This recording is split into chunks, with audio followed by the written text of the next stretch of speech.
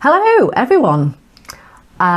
Today's instalment, we're answering your questions. Slightly late instalment. Yeah, apologies for the lateness. This one hasn't been very well, and as you'll notice through the course of answering your questions, he's got a really irritating cough. So yeah, bear with. You'll get a lot of me talking on this one. Sorry about that. Yeah, I am truly sorry about that. But thank you so much for all the questions that you've posed to us. I think we're going to hopefully get through them all. Well, without further ado, let's go. Let's get to it. Miss Delia asks, have you always dreamed of building your own house? Yes. When I was a child, I used to build tree houses quite a lot. We were quite fortunate that when I was a kid, we had quite a big garden, a reasonable sized garden with a bunch of trees. My dad used to always build tree houses and sort of rope swings and, you know, stuff like that, slides. So I always tried to copy that and, you know, build my own tree houses. So having the opportunity to sort of build a type of tree house, or sort of a house trying to be a tree house, or part of it is a tree house, that's really appealing to me. I just have a fascination with houses and building them, or just doing up houses and design and layout of houses. I used to do PR for a house builder and I would really enjoy when the brochure came out, or we used to produce the brochure for the development, looking at all the different house designs, working out what I liked about each one or what I didn't like about each one. And I used to pore over those for hours, because we would also write the descriptions, so you needed to understand why the layout was how it was. And I just remember being fascinated by that. And my dad was a painter and decorator for a lot of his career, and I used to go and help him. He taught me to wallpaper in like 10 minutes. Mm-hmm. And then I wallpapered a Chinese takeaway in Bradford in an afternoon. And I think just that challenge of making a house a home and designing it so it works for the people within it, I find fascinating. You've got a good eye for detail, haven't you? Colour and detail. Yeah, colour and how that makes you feel is big for me. So I'll be involved at a lot of the final stages of the build, in terms of, you know, what colour are the walls, and, you know, white. No, not white. Oh, jeez. And just how it sits, how the inside relates to the outside. Very interested in that. So yeah, so this is, and we've done smaller developments independently and then together. So this is kind of the natural trajectory in terms of where we've been, you know, for our lives. And we work well together, don't we? I think. Yes, we do. We do.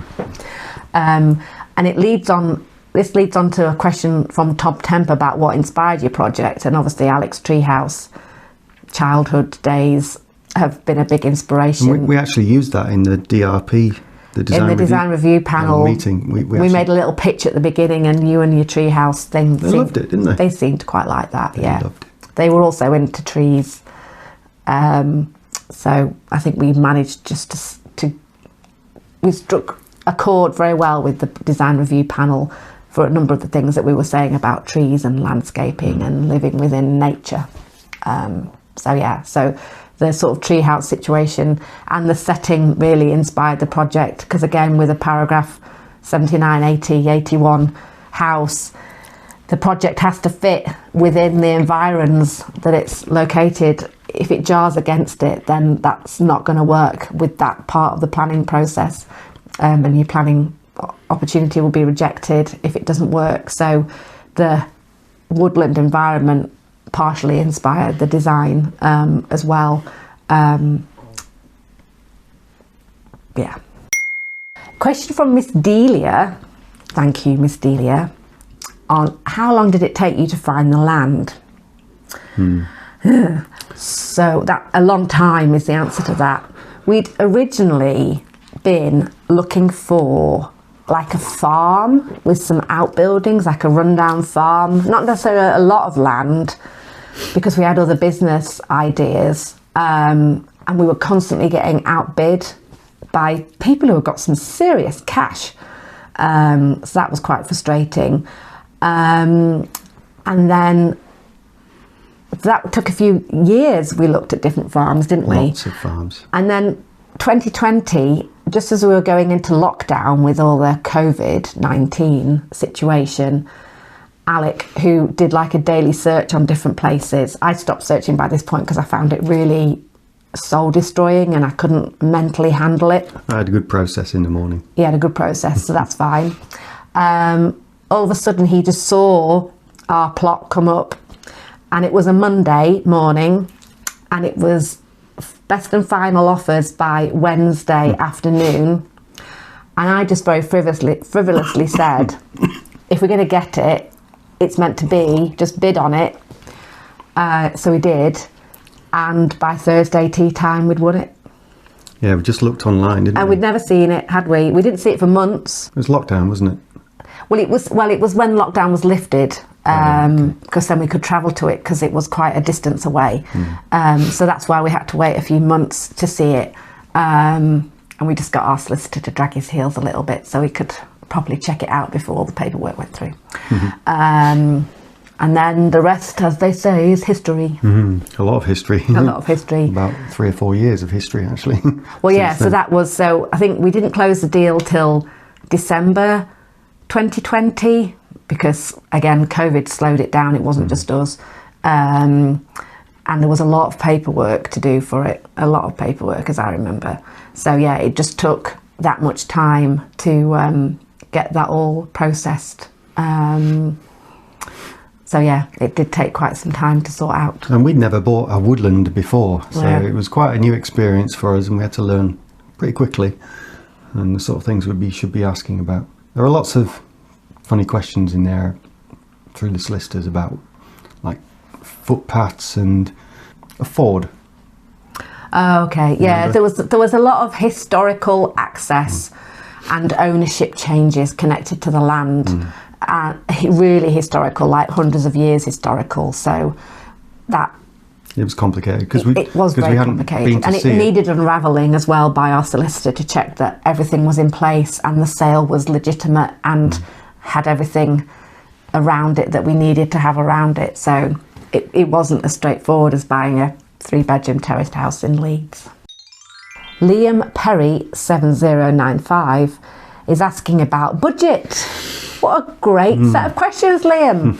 So you're asking how much does a plot of land cost? Feels like a distant memory. About 240,000. Around there, yeah. Around there. So It that was was sealed bid, so wasn't it? It was a sealed bid? Yes, it was, but that doesn't matter. It's what we paid for Okay. it. So we paid about 240,000 for it, which, considering good acreage, is about £10,000 an acre, and we've got about 32 acres. We did okay. Well, my view is slightly different in that the land was a little bit overvalued because some of the condition of the trees, the commercial part of the woodland, was so badly managed. Trees were end of life, and there was bark beetle, 30% of them. So we probably paid a little bit over, but that worked out for us because we knew it was a punt, but we knew pretty confidently there was a good chance of getting the house planning through. So actually it's worked out quite well for us. Well, it's worked out on a number of levels. One is because Storm Arwen took a lot of trees down, and we earned money from those trees, which we were not expecting to earn at the price when lumber prices It was good money, were wasn't it? really high. So we were lucky. Tax-free as well. Tax-free, awesome. And secondly, now we have planning on the site. We've had it valued. Its value is more than double what we paid for it. And once the house is built, that's like even higher again. So Quite a lot higher, actually. despite the pain, with the pain considered, it's actually been a relatively shrewd investment that should hold its own if at any point we had to get out. So all the time, energy and money, should hope, as long as we're sensible, and we have to be because we're not bathing in money, then it should pay off and be a sound investment as a home and a potential asset.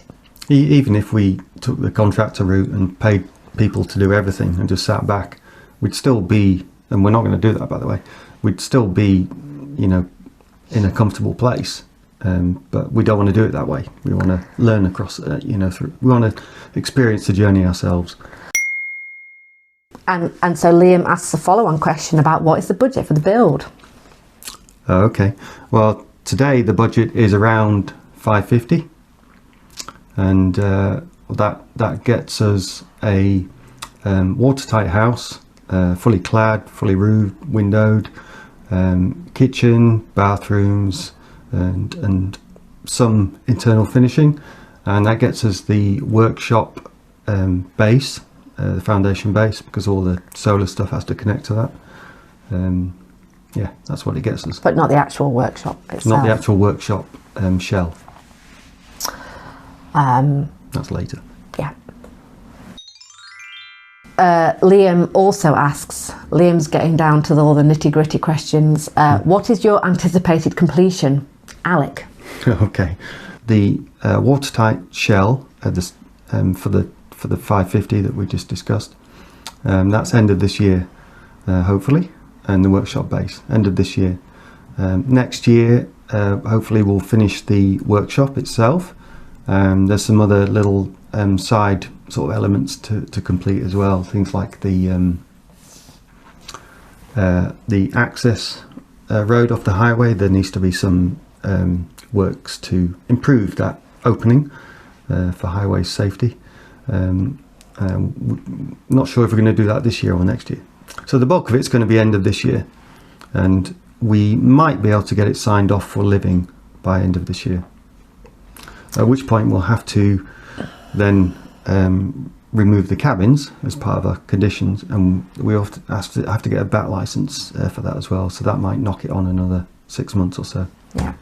So Mr. Skunky 2009 was also asking about schedule, and Jane Walkley was also asking about schedule. So hopefully, David and Jane, that answers your questions about the schedule. So Alex got an awful lot to do this year. Stay tuned. I have. Our next question is from Tom Tempo. Thank you, Tom. Or thank you, Tom Tempo, who asks, how did you both meet? We met online before meeting online was even a really big thing. And we chatted online a little bit. And then Alec thought that I wasn't outdoors or hands-on enough and a bit too much of a princess. So I sent him a slightly defensive message saying that he obviously didn't know me that much or didn't know enough about me, and that actually earlier that day I'd been out in a forest gathering logs. So that managed to persuade him for us to meet up, which we did. He was late because he's always late. It's a family trait. Late for our first date, late for our second date. Fashionably late. Really late for our third date because we had tickets for a concert, and he was like, oh, you just walk in whenever. It was a jazz concert. And no, you didn't. You arrived because it started at 7:30. So us walking in at 7:50 was really awkward. We were those late entry theatre goers. It was a terrible concert though, wasn't it? So yeah, so it's a theme with Alec. Always just a little bit late, whereas I'm always a little bit early. It's a family trait on his side. We just have to get used to it. Tom Tempo, thank you. Another question, very inquisitive. Also asks, how did you choose the name Beatrix?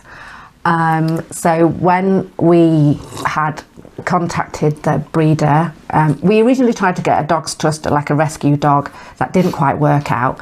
So we ended up going to a breeder. And then once we knew we were getting a little girl dog, we had to decide a name. We wanted something quite old school. So we were thinking of things like Audrey or Valerie or Margot. And I have a love of art and art history. So I was reading an art history book on the pre-Raphaelite Brotherhood, sort of like the British Impressionists. and in there was one of my favourite paintings by Dante Gabriele Rossetti, of a lady with auburn hair in a green dress with a dove looking up very wistfully, and the painting of the lady is called Beatrix, and so I said, oh, why don't we call her Beatrix? And that's why she's called Beatrix. Everybody gets her name wrong though, don't they? Everyone, well, yeah, or Beatrice, but then we call a squirrel, monkey, chicken, Tiger, or she's a flyball dog, and so most people at flyball call her Bee, because when I call her back in flyball on her recall, I just shout bee bee bee bee bee. it's easier to shout. Easy to shout, and so everyone else in the flyball team now calls her Bee. She does respond really well to Bee, it has to be said. She does. She does. But yeah, we don't have kids, we have Beatrix. It's a 32-acre woodland, and I think it's about 14 to 16 acres is considered commercial, or was commercial, and it's all Sitka spruce with a little bit of Douglas fir, which is useful for us. In the native part, we've got some lovely oaks. We've got a lot of silver birch. It's mostly silver birch actually. Got some hazel. Got lots of holly. And alder and goat willow. Lots of goat willow. And there's a beautiful sweet chestnut tree. Just one. It's massive. And when it fruits, there's the sweet chestnuts all around. It's absolutely lovely. It's right on the burn as well. It's lovely. It's hazel. There is some evidence of hazel coppicing, like ancient coppicing, on the side of the stream, which is nice to see. So yeah, and there's lots of spruce and Douglas fir in the older part of the woodland too. It's sort of migrated that way, but most of those are coming down now. So we have to clear those out. It is lovely in there, or it will be. It just needs quite a lot of work. That's our challenge.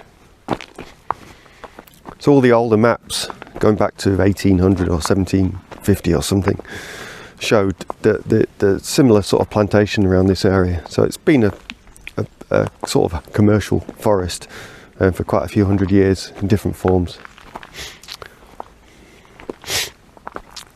This way, pups. Come on. We're not going for a long walk. No, we're not.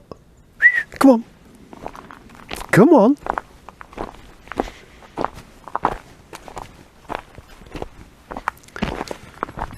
Yeah.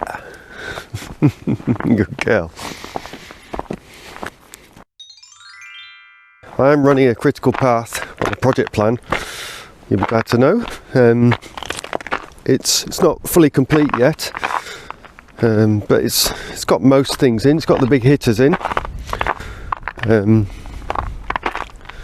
We've had to shift the time plan a little bit with various delay reasons, but you know, that's kind of the way it goes.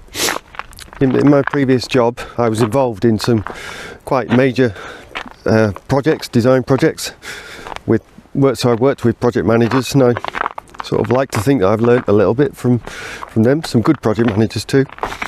Currently the project plan on the Gantt chart is just to get it up to watertight shell, but I'm working on bringing it in the smaller trades, and we'll sort of feed those into the project plan accordingly as we nail them down.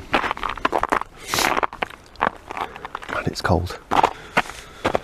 Whew.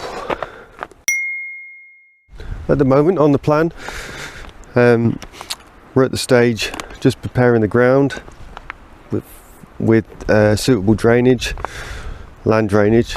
It's got a lot of runoff water from the adjacent field. It's a big problem here. And then setting out, and then the screw company will come in. Take them about a couple of weeks to put in 100 or so ground screws, big fellas. Windows are soon to be ordered, and that should line up with the end of the structural build and the roof going on, hopefully. That's where we're at now. A couple of delays here and there, mostly because I'm doing a lot of stuff myself to save money groundwork stuff, not the skilled stuff, not the heavily skilled stuff. So that's why we've had a few delays here and there. And we have some non-project related aspects of our lives which have sort of caused some delays as well, which is unavoidable, unfortunately. But we're getting through it. David Wilson 1043 has asked, what have you enjoyed most or hated most so far, Alec? Oh, thank you. I enjoy getting up in the morning at the cabin and seeing the mist over the tree stumps, many tree stumps. It's inspiring to see the potential of the land now that all the trees were knocked down by Storm Arwen. The potential of the site that we have, it's just glorious to see it in the morning. I really enjoy that once I have my coffee, but not before. I don't like getting up in the morning at the cabins because it's cold. It is cold. Yeah. And I'm quite happy to stay under my 30 togs of duvet and wait for the stove to warm up and my cup of tea to arrive before I even think about getting up. So the thing I hate most is our current situation and the lack of power, and that it's normally always cold. It's amazing how much nature you're surrounded by and you forget when you don't live in a rural location. And, you know, we've got night vision footage of the deer who are just meters from the cabin, and you're fast asleep and you don't have any clue, but it's picked up on the camera, you know, when you sat on the deck and an owl swoops past, or you stood on the deck and the deer just trot by in broad daylight. It's lovely to see, isn't it? That bit isn't, and dragonflies. Yeah. I've never seen so many dragonflies close up in real life before. Big fellas too. Big dragonflies. I mean, I got dive bombed by one because I was in its area. They're very territorial, and that is just incredible. So I think being amongst nature, when you're lying in bed at 1 a.m. and all you can hear is foxes screaming, slightly disconcerting. I suspect we'll get used to that, and I'm hoping that we can encourage more diversity of wildlife into the forest through our management process and having better environments for the animals we want. We don't want the horseflies because they're mean. So that's why we want more dragonflies, because they're natural predators. So I'm kind of excited by that, and I'm looking forward to being off grid and being a bit more self-sufficient and growing my own vegetables, fruits and nuts. Might have a battle with the deer about those, but I am looking forward to growing my own vegetables and being as self-sufficient as I possibly can. I think we both are on that front, aren't we? Yeah, Definitely. And jamming and pickling and fermenting. I've also been frustrated by how long it's taken, and I wish we'd started it 10 years ago. So I would say to anybody who's vaguely thinking about doing something like this, is just get on and do it, because time passes like that, and then when you try and do jobs, they take 3 times, 4 times, 5 times longer than you even generously estimate they're going to. I do. And I'm a real starter-finisher person, and I get frustrated by the fact that everything takes so long. And another thing, that because our site is sort of spread out and the cabins are in one place and then we're working in a different place, and we have a workshop down near the woods, we have things in different places, and it's quite hard to know. We have tools in different places because we've only got one set of tools, and when you're down at one end and something breaks on the digger and you've got to walk all the way up to the cabins. It sends me to go back and collect stuff. Let's be clear on that. So the scale of it, the size of it is a challenge, but we're getting used to that. Yeah. And some people just need to organise their tools better, and that will help. Yes, good answer. No concrete going in the ground for any of the house foundations. That's all going to be 4 metre long galvanised steel screws. And we have a company set up to do that already. I'm just waiting for the setting out to do it, to be complete and get the ground drainage sorted and some stumps removed, more stumps. But yeah, so there's no concrete going in, no concrete foundations for the house anyway. There is a concrete bed for the workshop, which we're planning to do this year too. That's a separate element and kind of independent of the house. It's not critical path. Well, aspects of it are critical path because we have all the solar feed and the battery connections sort of run underground between the house and the workshop. So there's some dependencies there, but that's primarily why we're doing the foundation bed for the workshop as well as the house this year, to make sure that all these things connect up. Yeah. A question from Tom Winch, 9107. Thanks, Tom. Asking what did you both do for work? I currently still work nearly full time at a university where I help people win awards and try and get them honours from the King, which I really love doing because I like celebrating people and designing processes, and it pushes both of those buttons. I like reputation building, and other than that, I've worked in public relations for over 25 years, both in university, NHS, private sector. I'm a communications and PR person most of the time. Alec. Thank you. So I worked as an industrial designer in the medical field for about 20 odd years. A big company, is it orthopedic field, and so I did a lot of work with surgeons around the world, designing instruments for hip and knee and spine surgery. It's pretty good, pretty interesting. Did a lot of travelling in the early parts of my role there. Did a lot of interesting development of instruments, nice design problems. Worked with some interesting people. Got a lot of patents to my name, which was good. But it ran the course. So this housing project sort of came at the right time. Fortunately, I got made redundant, so sort of fortunately, it's a double-edged sword, but so far it's working out. Another question from Tom Winch, very inquisitive. Tom, how many iterations of the design did you go through before you managed to get planning permission? In some respects, the answer to that is how many architects did you go through? So we initially went to an architect who had a history, good track record of these paragraph 79, now paragraph 80 houses, because we needed that special expertise of getting a house built in a remote location, expertise, because it's hard.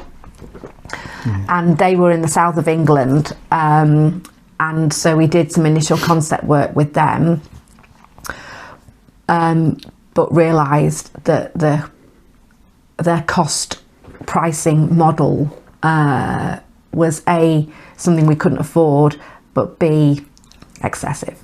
They were at the upper end of the top end cost of this process. Yeah. So we applied the same concept and then moved to an architect in London, but a very up and coming younger practice. Again, we'd actually seen someone from the practice on Grand Design, so that's what had drawn us to them, and we liked their ethos. They were great guys when we first met them, weren't they? When we first met them, and then the chemistry eroded over time, and we felt that their architectural practice felt like it was going in a different direction to the direction we thought they were moving in. And we were right, it was. Okay. It was, I checked. So then we applied the similar concept of paragraph 79 expertise, because I then considered that as part of my value set, that having a more local company would be preferable, so that we could spend what budget we did have within the local economy near to the site. So then we actually So the designs with the London company were the ones that we actually took through the pre-application process. Just sketches, weren't they? Just hand sketches. Yeah, they were outline drawings, and there were a lot of those that we liked. So then we applied the principle and ended up with an architect in Newcastle, a lot more local to the site, and the people that worked in it were even more local to our site as well. So at some point they had a gate key and they just popped in if they needed to gather information or survey it with a drone or what have you, and that worked really well for both them and us. So they took those initial sketches that had gone through the pre-app and that pre-app feedback. And then also I certainly found that they listened to us a lot more in terms of what we wanted with the designs. And there was some bugbears I had with the pre-app design because the practice in London just hadn't really listened to some of the key fundamental things that I wanted the house to be like. So the company Napa Architects in Newcastle, who we worked with and were absolutely faultless, they really listened and refined the design into what it is now that fully meets our ideal of how we want to live in the house. And we've ended up with a much better solution. So it took those 3 layers of architects, and we spent a bit of money to go through that pain, but we found out lots of useful things along the way. And so we don't consider it to be a negative thing because we learn things along the way that have benefited us to get to the position where we are now. But I'm truly grateful for the team at Napa, and they have been faultless, and I would recommend them. We had some great meetings on site. They would just pop over on site and meet us there, and we have a cup of tea or whatever in the cabins and just go through iterations. Just they'd bring a sketch pad, and their pens, and we just talk about iterations. And yeah, they were very communicative, lots of ideas.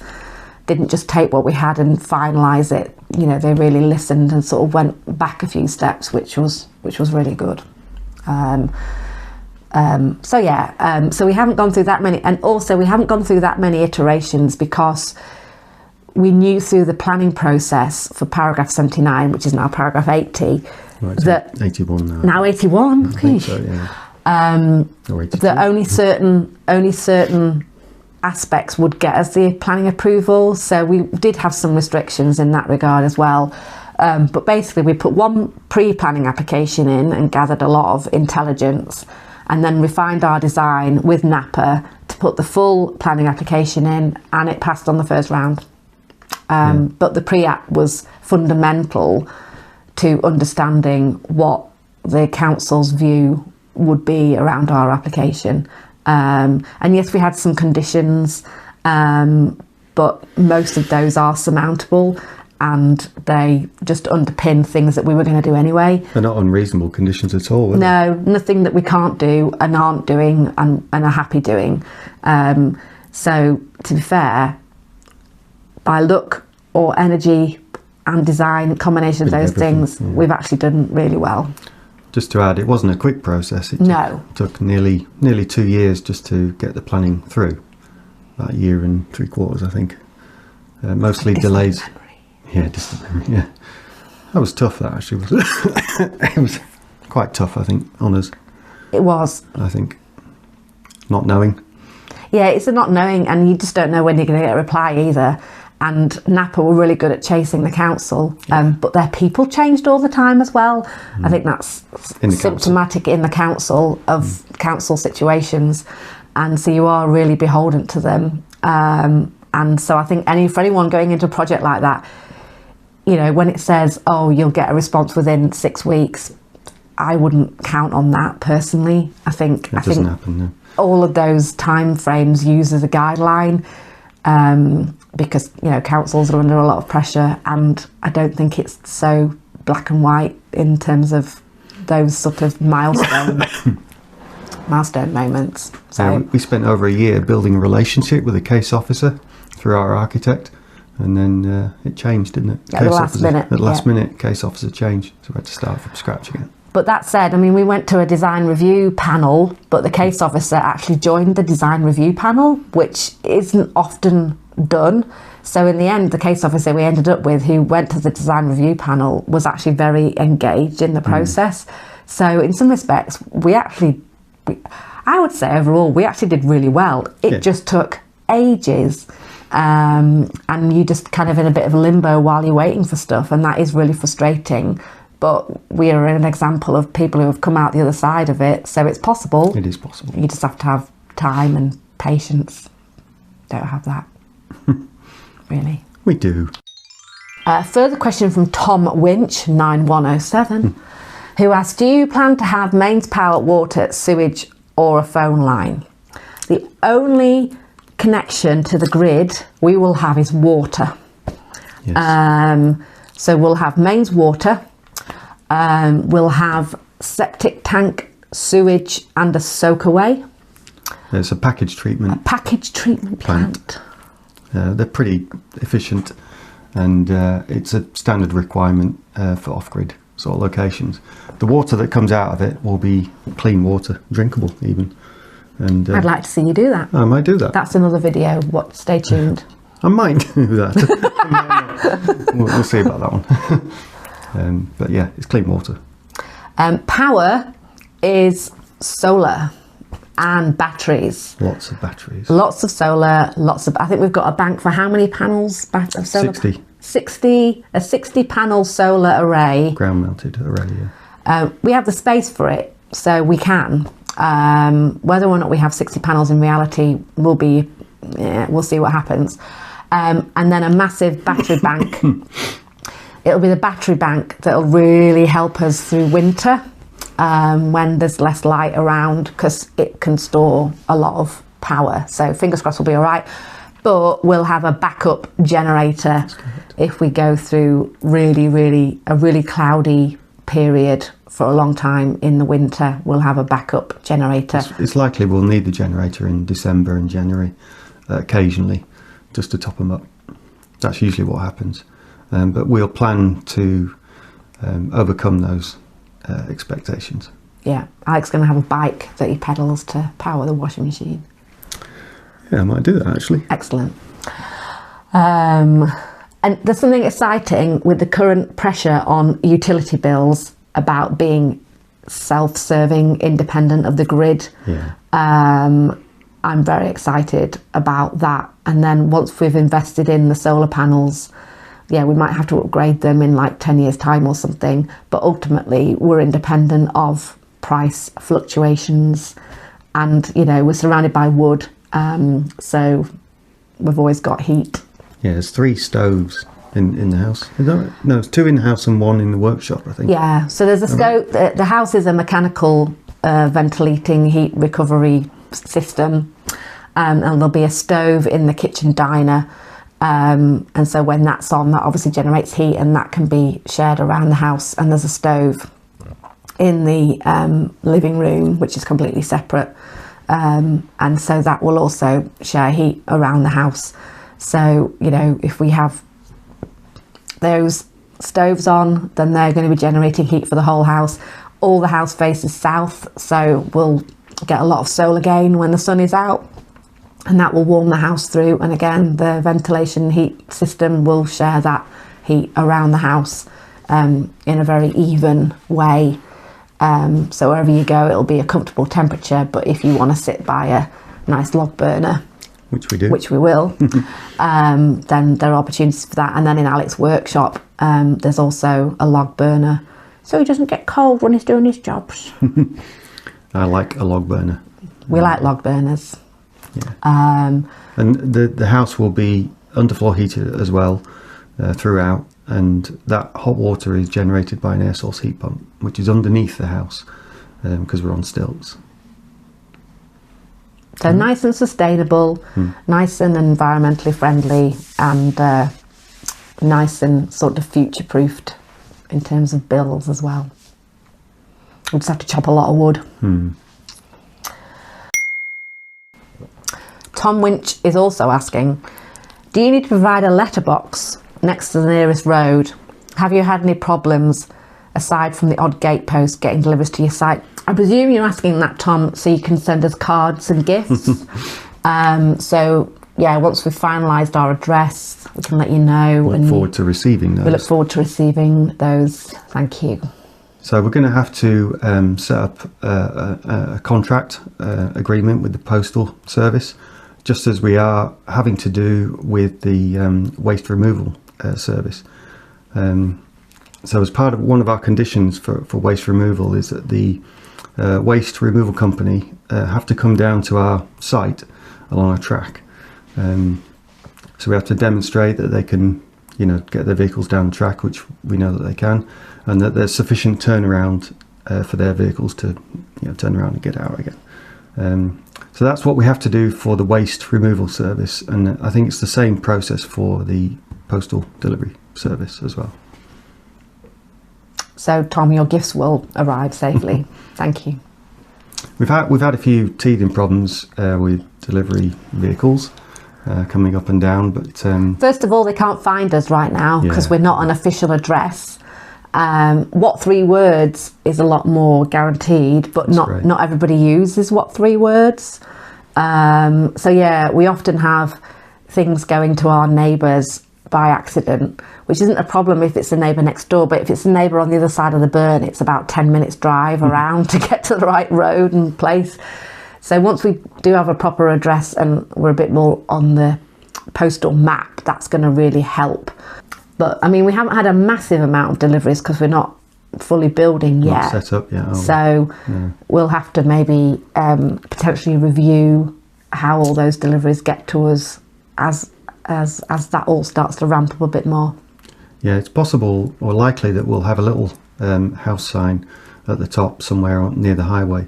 The parish council will probably allow us to do that. I think that's normal. That'll help, I think, because there's nothing at the moment. It's just a gate. The next question is from Fiat 500 Sync.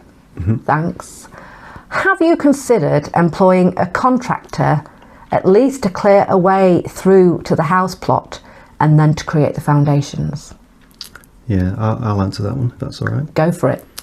We have, and we did obtain a few, quite a few quotes to remove all the stumps and clear the land ready for foundations, as you asked.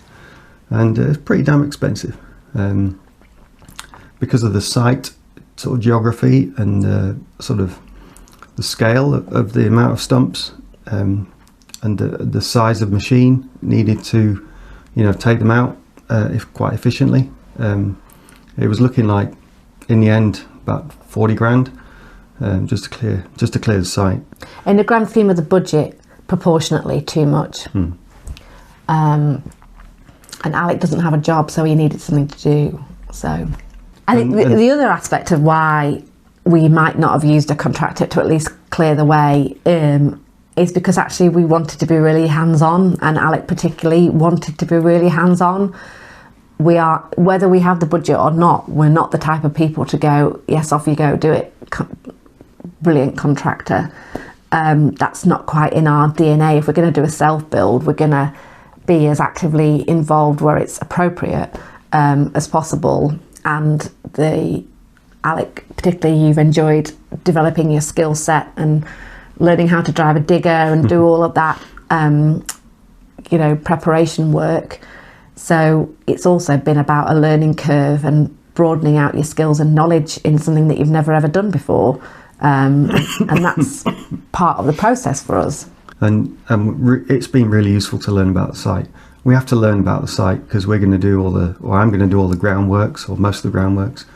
So I have to really appreciate the lay of the land and, where the water goes, how boggy it is here or there. And so it's been really useful to do it ourselves. And that is also helping us when we do our long-term planting scheme and where we're going to have meadow and trees and everything. We have a bit of an increased understanding now of what the land is like, so we can adapt what we're going to plant in certain places because they might be a bit more boggier, or they might need a bit more water management, or they're sunnier or they're shadier than we anticipated, or the access to them is different to what we anticipated. So in doing the groundwork preparation, there's also been some useful learning along the way. Good answer. Thanks. So thank you to Bartoni79 for this slightly technical question, hard to answer. Is there anything that you'd wish you'd known or done differently in the design/planning permission process that would have saved you money or time? I suppose number one is, as we've mentioned before, probably going straight to a Newcastle architect would have saved us some time, but we knew we needed a specialist architect and they were hard to find. But that would have saved us time. Known about the planning process? Well, I mean, Alec is very studious, and I think we knew as much as we could have known, and I think we probably knew more than most, not to blow our own trumpets, just in a sort of diligence of understanding what at the time paragraph 79 meant and going in with our eyes open, and I think we did. I think I wished we'd started this 10 years ago. Can't go back in time. So yeah, I think if we'd gone to a Newcastle architect first, that would have been great. But I think we were quite clued up on the planning process, so I don't think there's anything huge from that I would change. Alec? I can't really think of anything other than that, really. And that's minor things. It's not. We never really dropped a clanger, for want of a better phrase. There wasn't any. No, we didn't. There wasn't, and that was just through a lot of Alec's studiousness in reading around it and studying others who had gone for paragraph 79 or 80 and reading around. That was helpful. We read so many other people's planning applications to understand where they'd had pitfalls. Or understand what was unique about their site to help us, frame our application. I think we just you particularly lived and breathed it when we weren't working every other minute beyond that. So yeah, it was a massive time sap, but helped us massively in the journey. That said, in our particular instance, in the paragraph 7980 situation, all sites are unique. So what happened on one site can't be directly correlated to another site. So there's that to bear in mind. All these applications are very unique. So you just have to take bits from each one that you read about to understand how they got to where they got to. There's no clear route to these ones at all. They're very niche. We like a challenge. We do. So all the columns for the house are going to be Greenheart timber. It's a South American timber. It's a bit like oak. It's 100% sustainable sourcing, FSC certified, and crucially, it's affordable. And it's a really hard wood. It's used for like jetties and piers and things like that. And it's fantastic stuff, and it looks really nice. We did price up oak, some other nice hardwoods, and just off the chart. Oak was just off the chart. Just forget it. Which is unfortunate. We also looked at telegraph poles, old telegraph poles. That'd have been lovely, a lovely idea. But the engineering to make sure that they're strong enough for this type of house on stilts would have been it would have been quite cost prohibitive, we'll call it, because we just need to know that they're going to work for 50 years plus. So there's no way you can do that with old telegraph poles, but it would have looked lovely. But the Greenheart is going to be great. I'm really pleased about that. Some of the columns, like the ones that support the master bedroom, the longer ones basically, they're going to be supported by stainless steel wire bracing for wind loads. That's critical. All the engineers have worked all that out. But most of them, under the bulk of them, under the lower part of the house, it's still on stilts, they won't need wire bracing at all. All the Greenheart columns are raised off the ground by about 150 mil, like a steel interface between the column and the screw in the ground. So there should be no wicking or moisture pick up from the ground at all in the timber. That's going to help their lifespan a little bit, and it's quite aesthetic as well, the way we're going to do it. Looks quite nice. I need these fisherman's friends. I'm struggling not to cough. All the columns are on screws. We've had ground survey done in the various positions, and they've done drilling to see what the makeup is like. It's good here. It's really good. It's a clay soil mostly, and it's not too wet, not too dry, and the engineers think it's absolutely fine for this type of stilt application and the screws. So the bedrock is about where the house is going to be. It's about 5 meters. So the screws are specified at 4, and when they put them in, they sort of measure the torque with like a hydraulic machine. Measure the torque that the resistance torque that they can provide. So if they're happy with the torque levels, because they're set by the engineers, when they put the screws in with the big machine, if they're happy at 4 meters, then they'll leave them at that. But there's a potential to go deeper, up to 5 meters.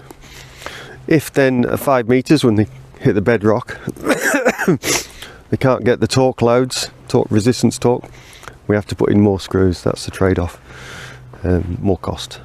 But we're working on 4 meters at the moment, and I think it's 96 screws for the house, and there's about another 20 or so for smaller ones for the decking areas, which takes much less loads. Really looking forward to getting the screw company in and spending a couple of weeks working with them, making pizzas for them, and see how they get on. I'll make a film out of it. I think it's going to be really good, really interesting. We also have a question from Rachel related to Beatrix, asking where will she have her own quarters in the house. I think the short answer to that is everywhere. As you've probably seen, Beatrix is very attached to us and generally likes to hang out wherever you might be hanging out. So she hangs out in the digger. She's got a little bed in there. She loves that. She's got a bed on the deck. She's got a bed in the cabin currently. I think going forward, we'll probably make her a nice bed crate situation in the kitchen diner so she can hang out in there. She likes to be high up. She likes to be high up. She likes to hang out and toast her stomach by the fire. So there'll need to be room by either of the stoves for her to go. She'll probably have a bed in the living room as well. So yeah, she likes to be around us. She likes to be warm. She likes to be a little bit elevated. So we'll probably work out a number of opportunities for her, shall we say. And obviously, yeah, she will rule the roost in the forest house as she does currently where we live now. But that's why we love her. Well, thank you for all your questions. I was quite overwhelmed with how many came in, and it's amazing that you're all going through the journey with us. That's lovely. Thank you. We really genuinely appreciate all of your support. Yeah. And we really welcome all of your questions. You can ask them anytime, by the way, not just limited to when we do things like this. If you want us to do more things like this, then keep sending your questions. And hopefully we've helped you understand the process a little bit more. Yeah, this year, 2025, there should be more pace. Definitely. Hopefully we'll have a bit more cash flow, and that's going to help with pace. Alex's going to get his act together. That should help with pace. And yeah, thank you for showing your interest and sticking with us, and stay with the journey. Once we start building, it's going to be great, isn't it? It's going to be really good. I'm going to need you to stay with us, because I'm going to need help to fathom. This is just an insane process, and I'm going to need help processing the process. So you need to stay with me and help me through it. So if anyone wants to give me any counselling, therapy, general cheerleading, I'm here for that. Thank you. It'll be fairly smooth, I think. I hope he's right. Yeah, I hope so too. Thanks, everyone. Thank you.